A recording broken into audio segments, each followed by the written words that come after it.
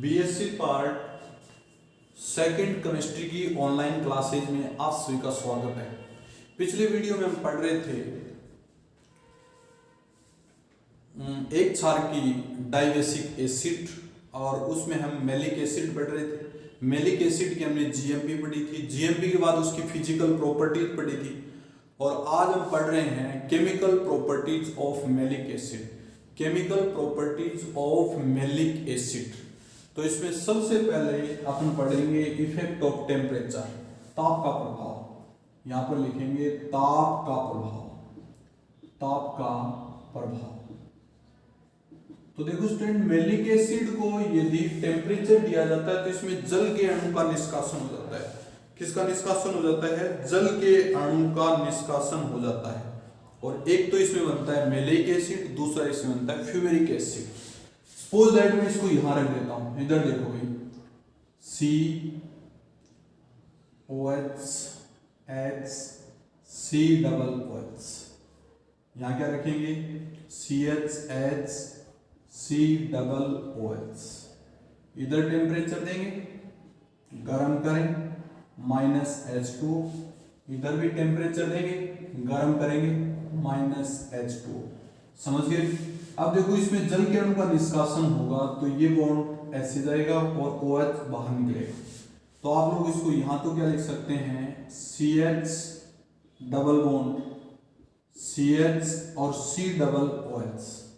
समझ पा रहे हो मैंने क्या लिखा है? यहां इसको अपन डबल बॉन्ड COOH, इसको बोलेंगे मैलिक एसिड। क्या बोलेंगे? मैलिक अम्ल। क्या बोलेंगे? Malic acid. और मैलिक एसिड इस साइड में थोड़ा और ज्यादा गर्म करेंगे तो क्या बन जाएगा? Fumaric acid. क्या बन जाएगा? Fumaric acid. Fumaric acid.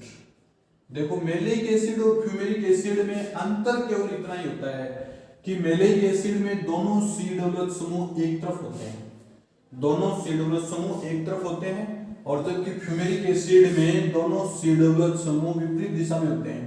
इसको बोलते हैं फ्यूमेरिक एसिड। क्या बोलेंगे? Fumaric acid. समझ गए स्टूडेंट्स? एक तो मैलिक एसिड बनता है, एक फ्यूमेरिक एसिड। अब मान लीजिए जो मैलिक एसिड है इसको मैं और गर्म कर दूं यहां से, तो और गर्म करेंगे तो यहां से क्या निकलेगा? एक का OH और एक का H, -H2O। और अपने पास क्या बचेगा? Maleic anhydride. क्या बचेगा? Maleic anhydride. ये लिख दिया मैलिक एनहाइड्राइड। समझ पा रहे हो? इसको बोलेंगे मैलिक एनहाइड्राइड, मैलिक एनहाइड्राइड। समझ गए स्टूडेंट्स? तो ये था आपका effect of temperature, effect of ताप। कोई दिक्कत स्टूडेंट्स? नेक्स्ट लिखेंगे अपचयन। अगली जो रिएक्शन है उसमें क्या लिखेंगे? अपचयन। हेडिंग डालिए भाई, अपचयन।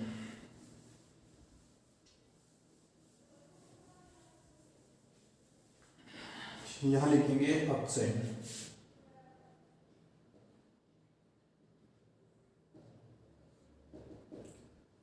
देखो मैलिक एसिड का जब रिडक्शन करवाया जाता है, HI की प्रेजेंस में रिडक्शन करवाया जाता है तो सक्सेनिक एसिड बनता है। क्या बनता है? Succinic acid.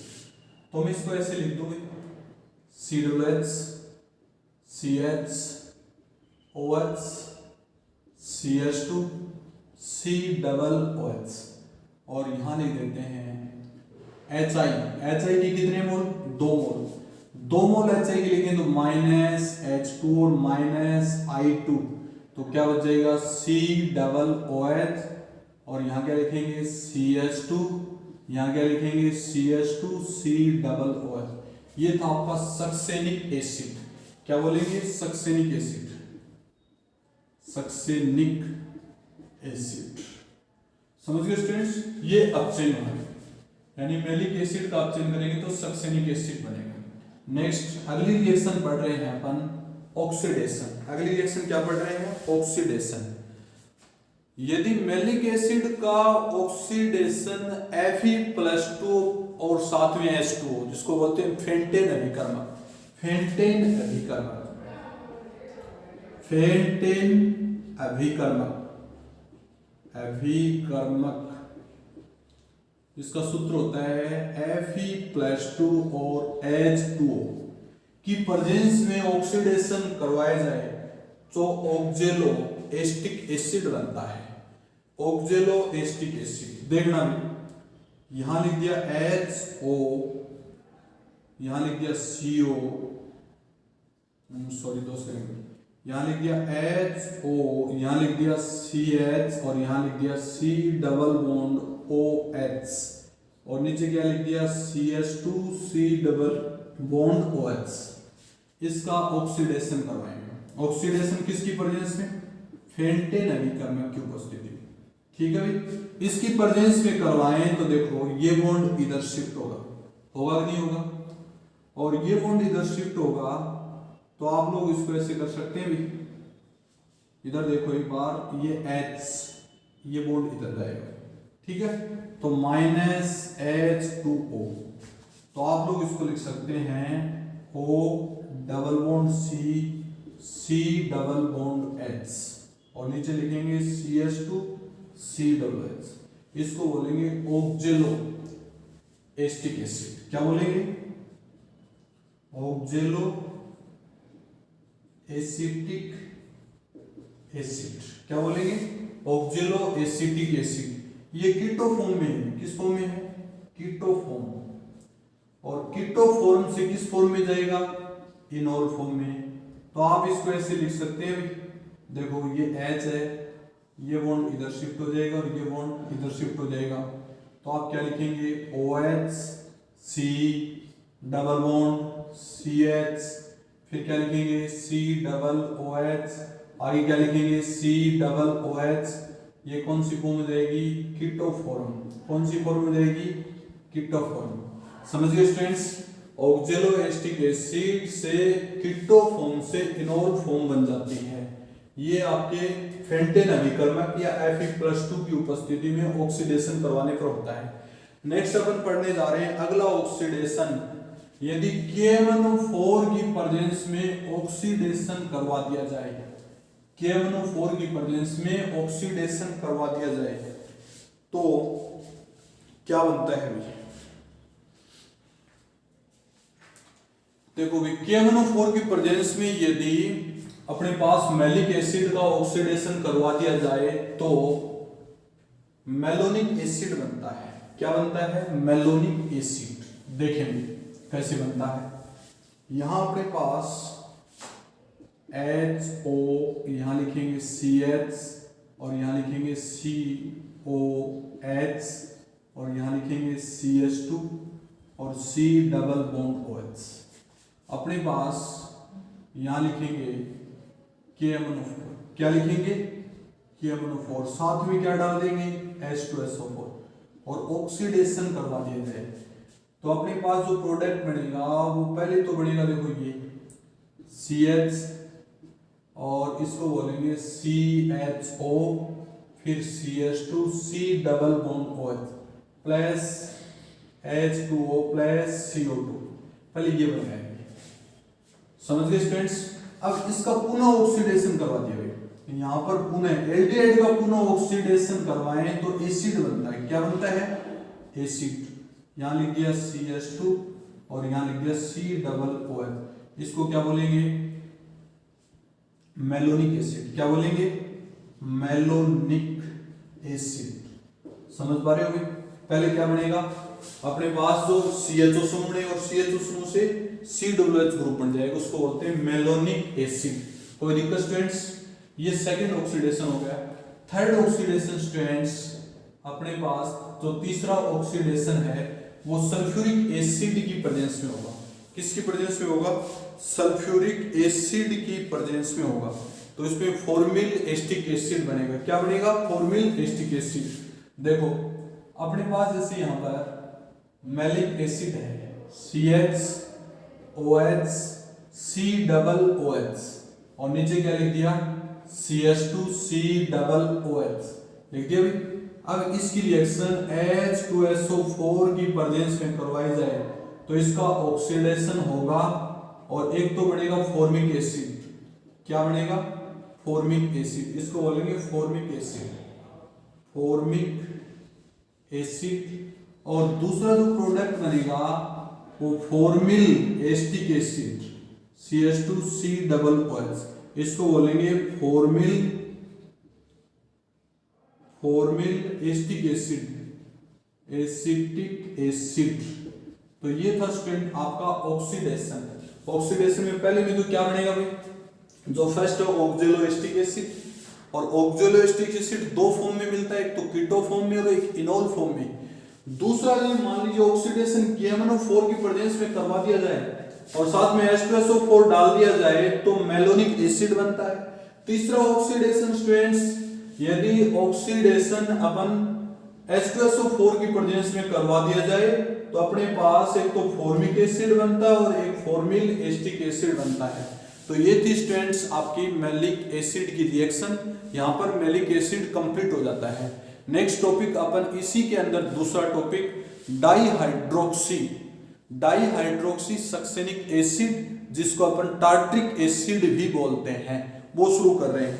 तो हेडिंग डालो डाईहाइड्रोक्सी सक्सेनिक एसिड या टार्ट्रिक एसिड। दूसरा जो एक क्षार की डाइबेसिक एसिड है उसमें अपन पढ़ रहे हैं सेकंड कंपाउंड, इसको बोलेंगे डाईहाइड्रोक्सी सक्सेनिक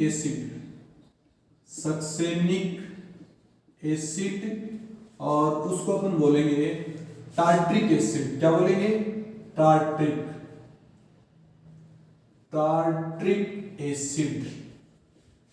एसिड पढ़ने जा रहे हैं। टार्ट्रिक एसिड में देखो क्या होता है स्टूडेंट्स, टार्ट्रिक एसिड में दो OH ग्रुप और दो COOH, ये COOH, यहां लिखेंगे H, यहां लिखेंगे OH, यहां लिखेंगे OH और यहां लिखेंगे H और यहां लिखेंगे COOH। अब देखें इसमें ये तीन फॉर्म में पाया जाता है, एक तो मिजो फॉर्म में, एक D फॉर्म में, एक L फॉर्म में। सपोज दैट ये D फॉर्म है, D प्लस टार्ट्रिक एसिड। दूसरा इसको मैं यदि ऐसे लिख दूं COOH HOH, फिर उसके बाद में HOH COOH, इसको लिखते हैं L माइनस या L प्लस टार्ट्रिक एसिड।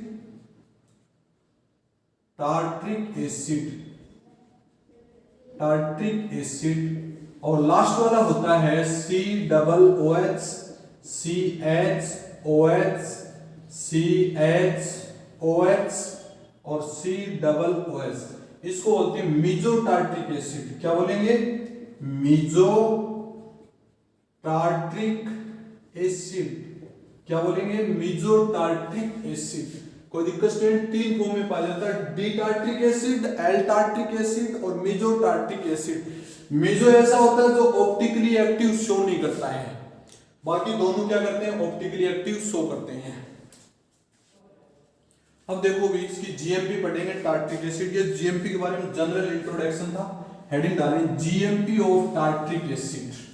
क्या लिखेंगे, जीएमपी ऑफ टार्ट्रिक एसिड। यहां लिखेंगे जीएमपी ऑफ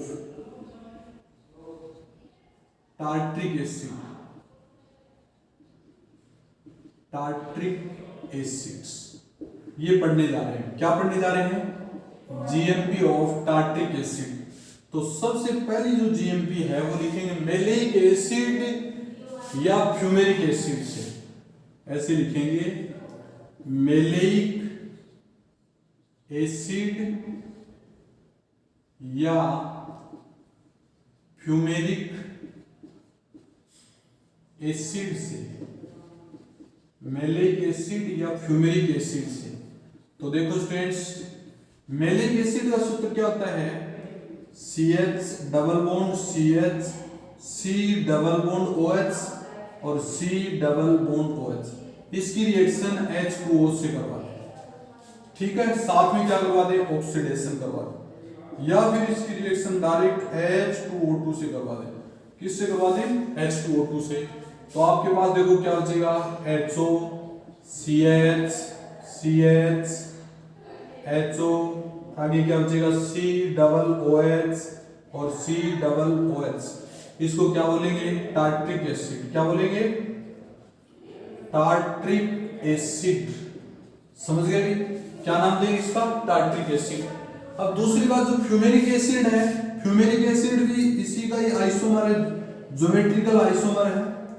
इसको अपन लिखेंगे CH, यहाँ CH COOH और यहाँ लिखेंगे HOOC plus H2O in the presence of oxygen या फिर H2O2। तो आप लोग क्या लिखेंगे? HOCH COOH और नीचे क्या लिखेंगे? CHHOCOH। इसको बोलेंगे अपन टार्ट्रिक एसिड। तो मेलिक एसिड से और फ्यूमेरिक एसिड से अपन क्या बना सकते हैं? Tartaric acid. टार्ट्रिक एसिड की दूसरी जो रिएक्शन है वो है 2,3 डाइब्रोमो सक्सेनिक एसिड। देखना भी CHBr, हेडिंग डाल देता हूं पहले मैं, 2,3 डाइब्रोमो सक्सेनिक एसिड। अब 2,3 डाइब्रोमो सक्सेनिक एसिड का सूत्र है CHBr और आगे लिखेंगे COOH। इसकी रिएक्शन किससे करवाएंगे स्टूडेंट्स? 2 मोल AgOH से। किससे करवाएंगे? 2 मोल AgOH से। अब 2 मोल AgOH से इसकी रिएक्शन करवाएंगे तो बाहर क्या निकलेगा? -2 AgBr। क्या निकलेगा? -2 AgBr और -2 AgBr बाहर निकलेगा तो क्या बचेगा? CHOH और आगे लिखेंगे COOH और COOH। इसको अपन क्या बोलेंगे? 1 2 3 4 अपन लिखेंगे 2,3 डाइहाइड्रोक्सी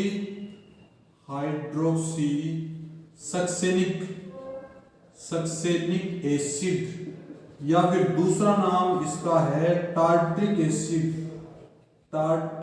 एसिड।